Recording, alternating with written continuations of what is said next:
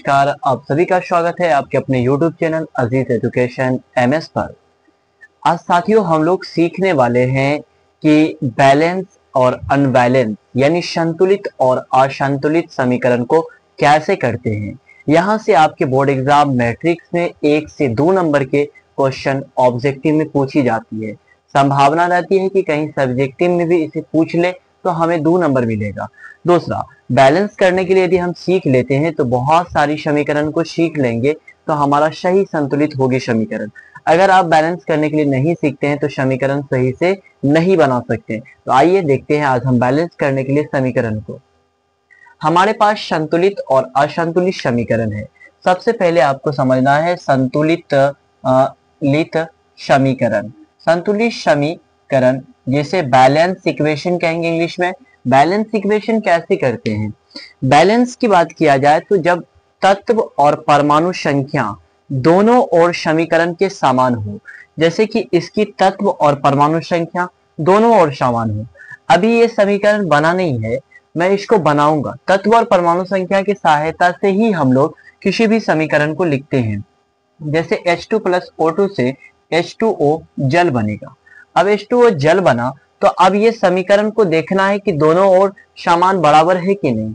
अगर बराबर होगा तो ये हमारा संतुलित समीकरण होगा और बराबर नहीं होगा तो ये असंतुलित समीकरण है। फिर हमें संतुलित करना पड़ेगा।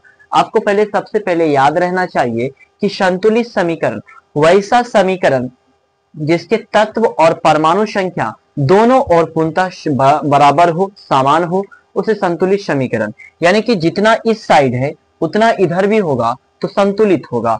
अगर इधर ज्यादा है इधर कम है तो संतुलित नहीं है, वो असंतुलित है। अब देखिए यहाँ पर H2 प्लस O2 से H2O जल बना। यहाँ हाइड्रोजन की संख्या 2 है, यहाँ हाइड्रोजन की संख्या 2 है, लेकिन यहाँ ऑक्सीजन की संख्या 1 है। कुछ भी नहीं तो मान के चलना 1 है, लेकिन यहाँ पर ऑक्सीजन की संख्या 2 है। अब क्या करना पड़ेगा? हमें इधर बराबर करना पड़ेगा, इधर भी 2 करना पड़ेगा। अब कोई ऐसे लिख देगा तो ये गलत हो जाएगा, ये समीकरण गलत हो जाएगा। ऐसे नहीं करना है। कभी भी बैलेंस करने के बाद आगू में लगता है तो यहाँ हम 2, यहाँ 2 है तो यहाँ भी 2 करना पड़ेगा। तो यहाँ भी 2 से गुना किए, जब किए तो अब यहाँ पर 2 से एक बार इसके साथ गुना होगा, एक बार इसके साथ, तो हाइड्रोजन 2 दूना 4 हो गया। अब यहाँ पर ऑक्सीजन की संख्या 2। तो अब क्या करना पड़ेगा? हमें हाइड्रोजन भी 2 यहाँ पर 4 करना पड़ेगा। 2 पहले से 2 आगे में लगा देंगे तो पूरा संतुलित हो गया।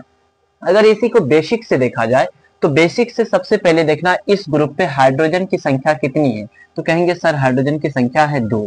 और यहाँ पर अब ऑक्सीजन की संख्या देखनी है कितनी है, तो ऑक्सीजन का संख्या हमारे पास 2 है। अब आइए इस ग्रुप में, इधर वाले ग्रुप में देखेंगे तो हाइड्रोजन की संख्या हमारे पास कितना था? 2। ऑक्सीजन की संख्या कितना था? तो हमारे पास कुछ भी नहीं, तो मान के चलना है 1। अब यहाँ पर हाइड्रोजन की संख्या 2, यहाँ भी 2, लेकिन ऑक्सीजन की संख्या 2, यहाँ पर 1। तो क्या करना पड़ेगा? इसमें 2 से गुना करना पड़ेगा। अब याद रहे कि इसमें 2 से अगर गुना करेंगे, इस 2 से इसमें, तो इस पूरे ग्रुप में गुना होती है। पूरे ग्रुप में जब गुना होगी तो हम 2 से गुना करते हैं इसमें। तो देखिए हाइड्रोजन की संख्या 4 और ऑक्सीजन की संख्या 2।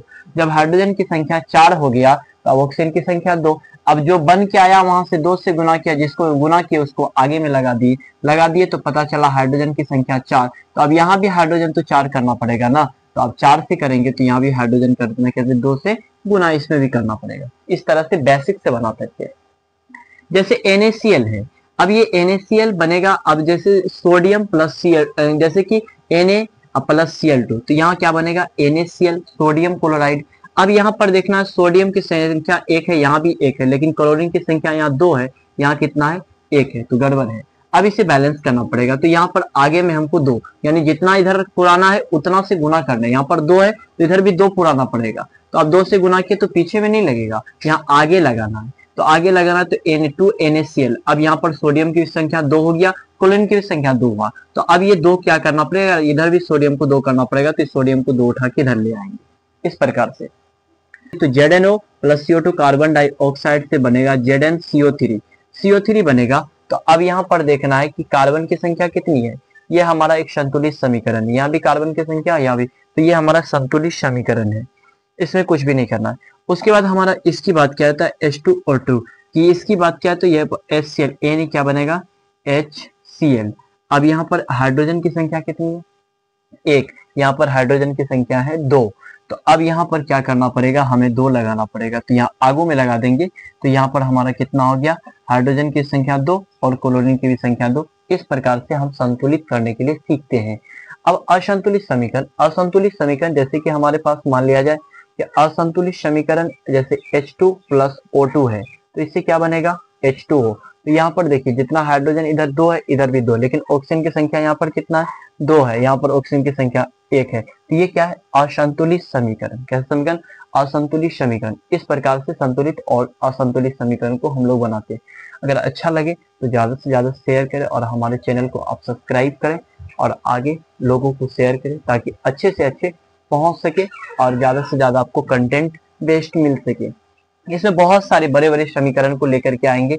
इससे बड़े बड़े समीकरण को और उसको हल करने के लिए आपको अपनी ही भाषा में सिखाऊंगा और बिल्कुल आसानी से बैलेंस करेंगे। और यहाँ से आपको बिल्कुल इजी पूछता है, 4 ऑप्शन दिया रहता है और उसमें से आपको निम्नलिखित में कौन संतुलित समीकरण है, कौन असंतुलित समीकरण, इसे चूज करना रहता है और उसमें ऑब्जेक्टिव क्लियर करके आना होता है।